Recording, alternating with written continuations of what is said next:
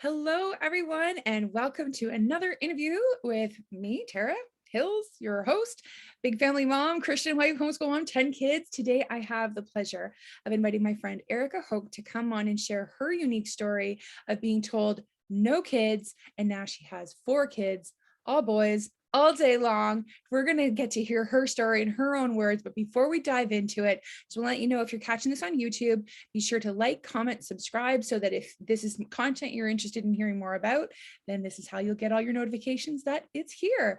So Erica, thank you for taking time out of your busy mom life to share with us your awesome journey. And sneak peek, at the end of this interview, she's going to let you know about something you might be wanting to get involved with. That's going to be so cool. Not going to ruin it. I'm going to let her tell you all about it. So Erica, will you tell us a little bit about yourself? Like, where you live, your family right now, the ages, the boy, girl, well, it's all boys. There's no boy girl All ratio. boys. Yeah. Just a little bit about yourself, who you are, where you live, your interests, stuff like that. Yeah. Thanks for having me on, Tara. I have 4 boys and they are 12, almost 13. I have 10-year-old twins and I have my little rainbow baby is 6. He just turned 6 last week. And I had all of them after 35, after being told that we would need donor eggs. None of them were conceived with reproductive medicine because we couldn't do it. So I'm just going to lay it. I'm just going to get right into the meat of it, like right away. So I live in Florida, and I'm married, been married to my husband for 16 years. Yes. 16 years, and we have a Weimaraner, and we're a baseball family, so sunny Florida lends itself to baseball year round. And my oldest son's starting rowing, and we're just lots of outdoor living activities, beach, kids sports, that sort of thing. So That's wonderful. Did you always live in Florida? I have been in Florida the majority of my life. I was born and raised most of my life. Most of my upbringing was in just a little small town outside of Columbus, Ohio. So it's not so little anymore. But yeah, I uh, I was teasing some fellow. I was teasing a Canadian the other day about how in Florida, if the weather drops below 60 degrees, you'll see everybody in knee-high boots for one day, or just the morning, maybe. So we all still long for that cool fall shift and those cool days, because most of us are transplants. Let's be real. So. And us Canadians are mostly secretly jealous that you get to live there where there's no snow, even though we Yeah. do take a certain Canadian pride in, not dying every year Yeah. in our Arctic Yeah. conditions. Right. Yeah. I mean, I frequently say to people, like, it doesn't snow like that everywhere, right? Like, it's you could move here and visit the cold. That's Exactly. my that's Actually, that's in my our plan. backyard, we call them Canadian snowbirds, like the Yeah. Canadian geese. Yeah. So it's like a segment of our population that just travels either by flying or driving down, and just they have second homes, or I don't know, Yeah. like Yeah. timeshares in Yeah. Florida. It's kind of the Canadian dream, really, to retire Yeah. and become a snowbird. Plenty of them. Plenty of Canadian geese down here. That's right. So when did you become a mom? Now this is the whole thing, right? Like, when did Yeah. you become a mom? You said you were over 35 and you'd been Yep. told you would not bear children. So tell. That's right. Yeah. During our dating, in our courtship, or whatever you want to call it, during the time that my husband and I were dating, I was having a lot of reproductive problems. We both met in our early to mid 30s. Um, and so it was always, in the back of my mind that I might have problems conceiving. I had, okay, strap in. I had stage 4 endometriosis. I had uterine fibroids. I had ovarian cysts, PCOS, thyroid disease, and unbeknownst to me at the time, it was a later diagnosis, but I have a quadruple MTHFR mutation that also causes infertility problems. So my plan B the whole time, knowing that I had had, endometriosis surgery, that I had fibroid surgery, that I wanted kids, that I had all these things. My plan B was to what everybody's plan B is, which is IVF, until it wasn't a plan B at all, because um, it didn't take the doctors very long to determine that I had very, very low ovarian reserve. So what happens in that case is that I was already hyperovulating. So what they do when they harvest eggs for IVF is they make you hyperovulate. But I was already doing that and I didn't have enough eggs left. So I had really low ovarian reserve on top of all of that other reproductive issues. And so we um I didn't know it at the time. I didn't have words for it, but basically I did not receive what the doctors had to say. I'm a very resilient and determined person, and I just went about looking at anything and everything that affects your fertility, and did a lot of diet and lifestyle modifications. Although, if you had asked me at the time, I would have told you, "Oh yeah, I eat really healthy. I really, I eat a bunch of salads. I eat vegetables and that sort of thing." But I had a lot of inflammation in my body, a ton of inflammation in my body. And so I went through that whole process of just making those changes, started doing fertility acupuncture a couple times a week. And within once I started the fertility acupuncture, which was kind of at, like the end of a couple years of surgery, diet and lifestyle modification, then I met an acupuncturist, and she, let me know that she would be able to help me. So all in all, it was about 2.5 years process. So And then what happened at the end of this roller coaster 2.5 years?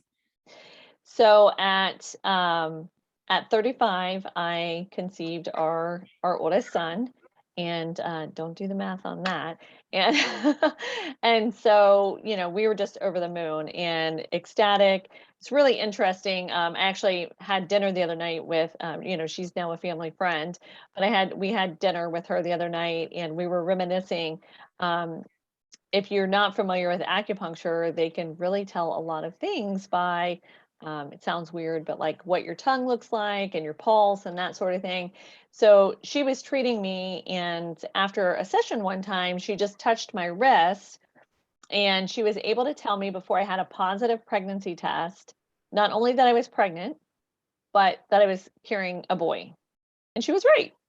So that's kind of a fun, like, fun, cool hack, or whatever. That was a fun thing that she was able to do for us. But we knew that we wanted more than one child. And so when my oldest son was about 15 months old, we kind of went through the whole process again, like went back to the reproductive endocrinologist, had them kind of take a look at my ovarian reserve. You know, I didn't have any place else to go um, for inspiration or advice or whatever you want to say at that point. And so we decided to go back and see what they had to say, and that was at that point. We couldn't do the IVF, but at that point they told us that I would need donor eggs. That was the point that we were told, that we would need donor eggs. And so again, um, I'm actually, that's great for other people, but that wasn't what we wanted for our story. And so we actually got a second opinion. And the really cool thing about this second opinion was, I have something called, that I forgot to mention. One of my conditions is something called factor V Leiden. It causes all kinds of disruption in reproduction for women. So it can cause secondary infertility. It can cause early miscarriage, like in the form of chemical pregnancies, which I later found out, that I was having. It can cause second and third trimester miscarriage and stillbirth. It's really a very common blood clotting disorder that a lot of people are carriers of. And so anyway, I left that out. Back to the second opinion. So I go for the second opinion, and because I have this factor V Leiden, the doctor, the second opinion for the reproductive endocrinologist says, well, a lot of times my IVF patients, I go ahead and I give them the blood thinners, you know, during the transfer, whether they have factor five or not, just as a course of procedure. It seems to help some people. So it's very, benign in terms of side effects and that sort of thing. So he gave me a prescription. So we saw him on Tuesday, and on Friday, I got a positive pregnancy test. And I really credit having that prescription in hand, just like God's hand in that 100%, because um, I was able to fill that prescription and get that medication on board and carry my twins. I really feel like I would have lost them um, had that not happened, played out the way that it did, because we actually lost a set of twins in between my boys, and we lost a set of twins, and then my youngest son was born, and it was due to a medication inability to get that medication on board fast enough. So God was just like working it out for us, right? Wow. That's incredible. And for Yeah, you know, it's been a wild ride. yeah, and so many things. I mean, are those particular conditions still something that you deal with now? Yeah, so the factor five is, that's built into your DNA. So as long as I'm not pregnant, then I'm not on blood thinners. And, there are things that you can do that kind of exasperates a condition. Birth control is a no for me. Smoking exasperates it and things like that. But that's not any kind of big concern. And, you know, I talk a lot um, to the other women that I coach and women that I talk to about their infertility, about the fact that I would not be the healthy person that I am sitting here today if I had not gone through my infertility journey, because I really needed to know what my body needed and how to keep my inflammation low and all the things that I had to do to get pregnant. My body needed for my own personal health. And now, I'm able to pass that along to my kids because of course they have my DNA, so they need that too. And they need that support. So, it's the blessing. It's the blessing of the process of going through that. So, Mhm. um, and then so we lost a set of twins, and that was really really hard. We lost them early, and then so it would have been I would have I don't know how close your youngest are, but I would have had five under five.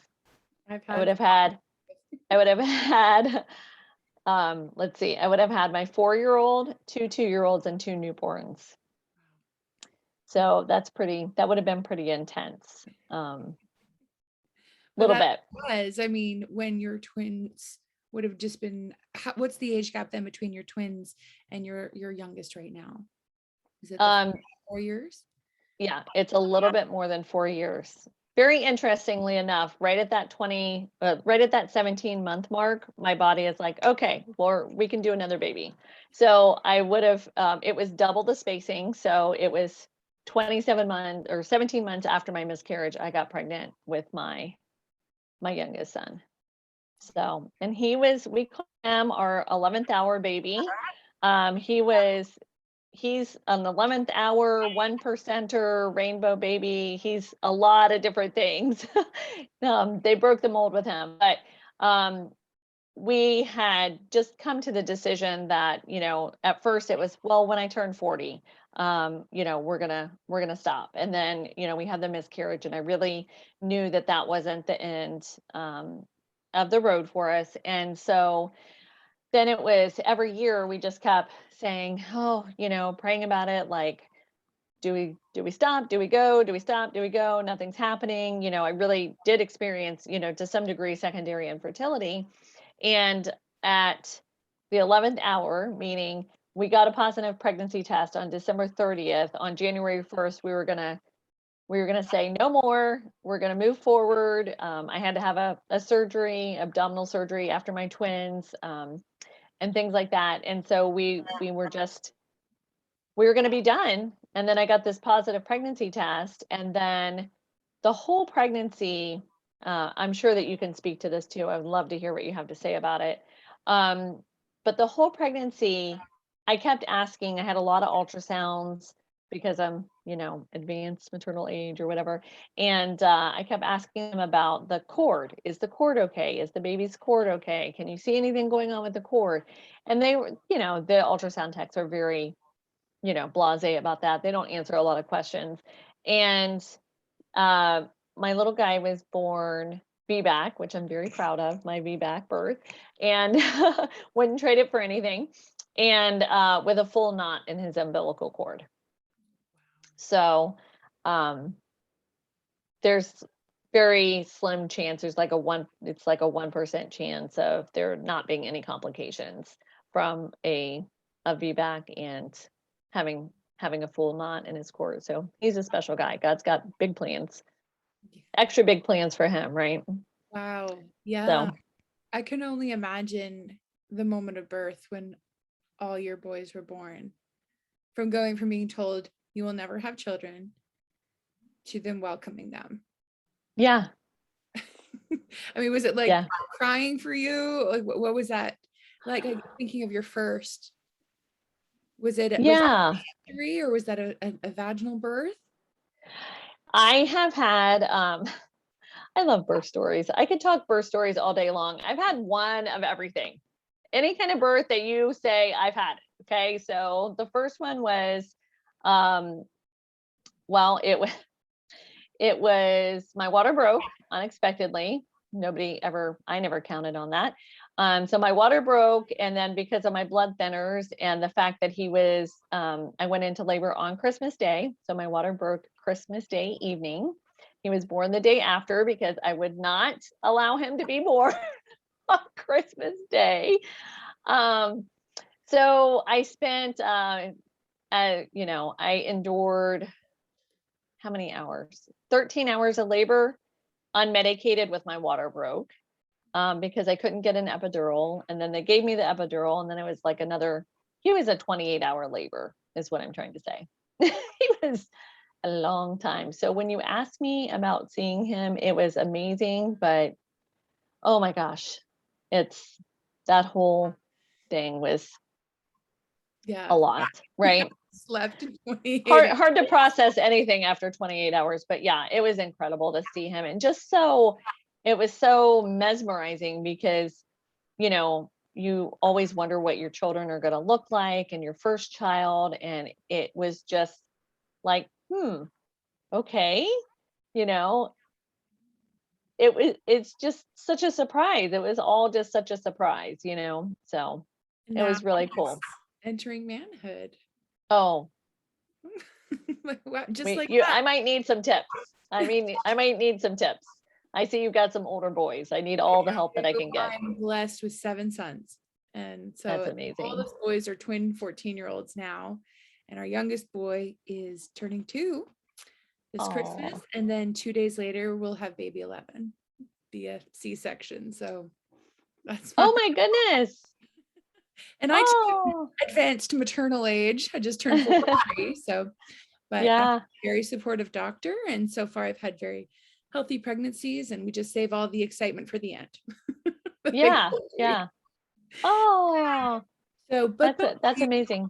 Thank you. This is your interview. So here's another great question I love asking other moms is, what do you love about being a mom?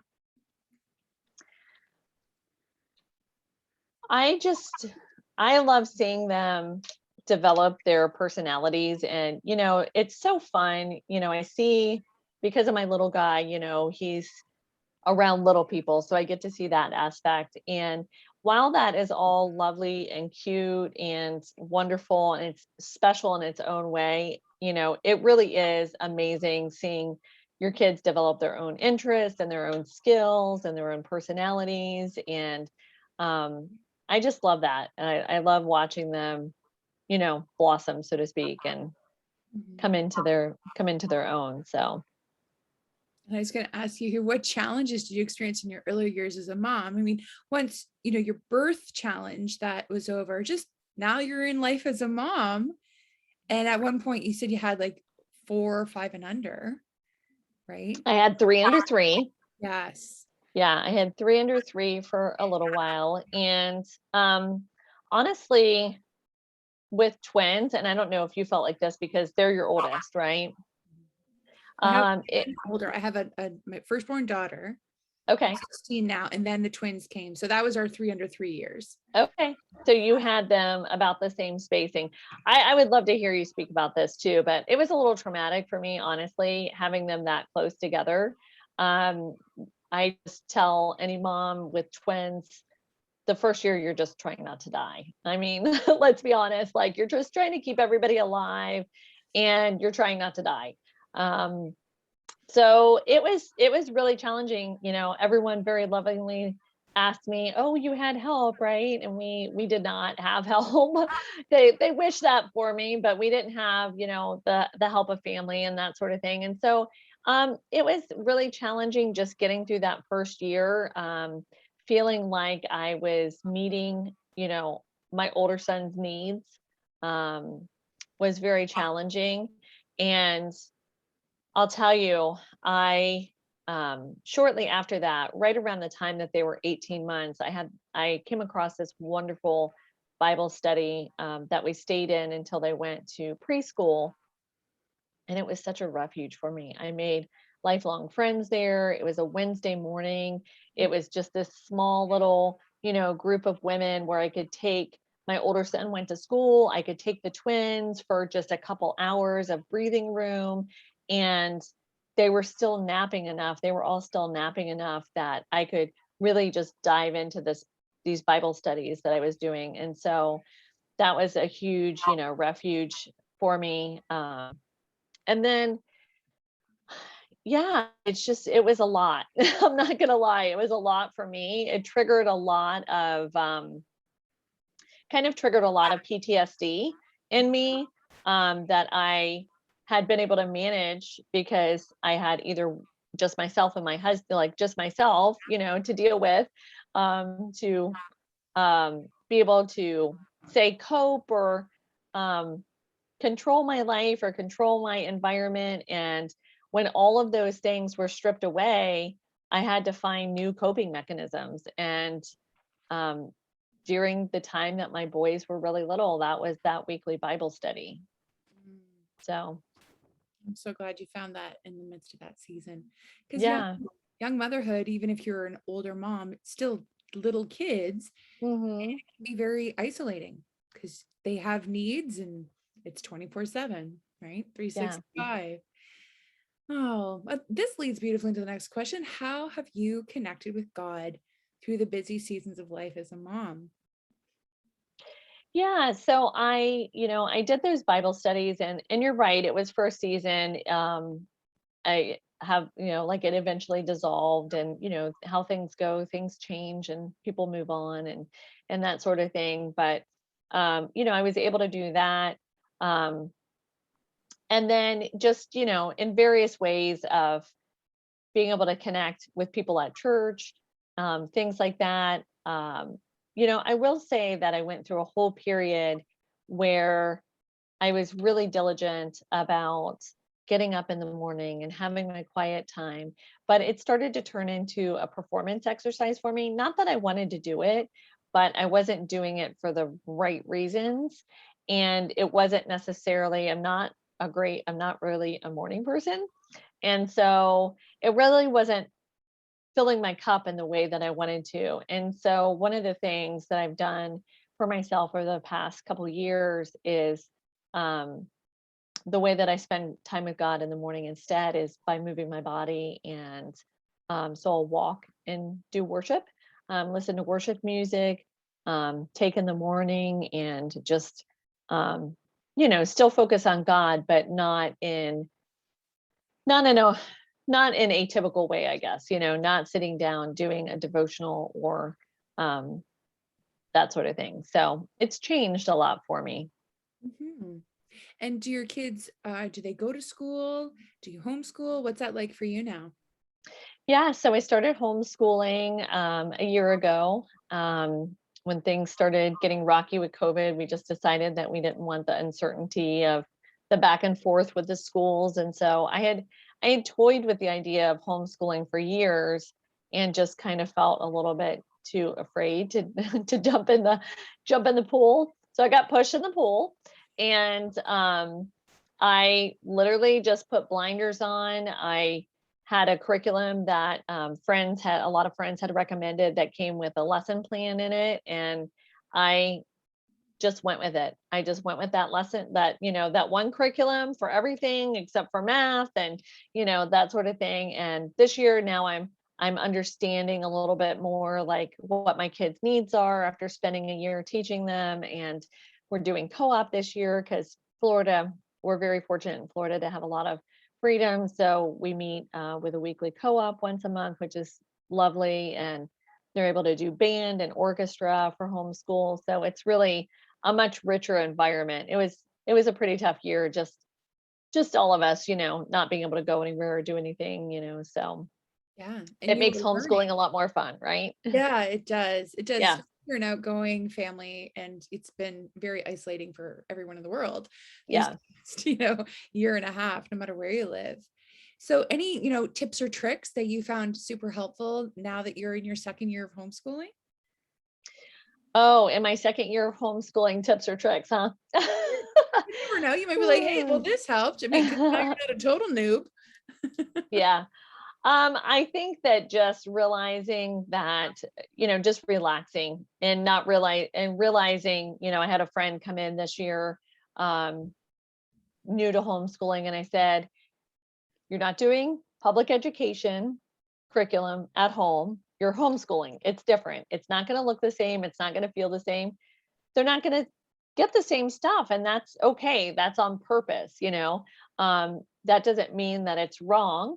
And I think that that's the biggest thing that I see, not only myself but other people that are new to homeschool. You kind of have to come to terms with that yourself, and not try to fit yourself into the box that you came out of, right? Mm. So that's about the only tip. And I mean, we're just learning still, and we're trying to make it fun, and um it changes every day. And so I would just say the flexibility, just recognize that um you're doing it for the flexibility. So don't freak out about the flexibility of it, like so That's great advice. Don't freak out about the flexibility. yeah. Embrace it. And in the midst of all this, do you work inside or outside of the home?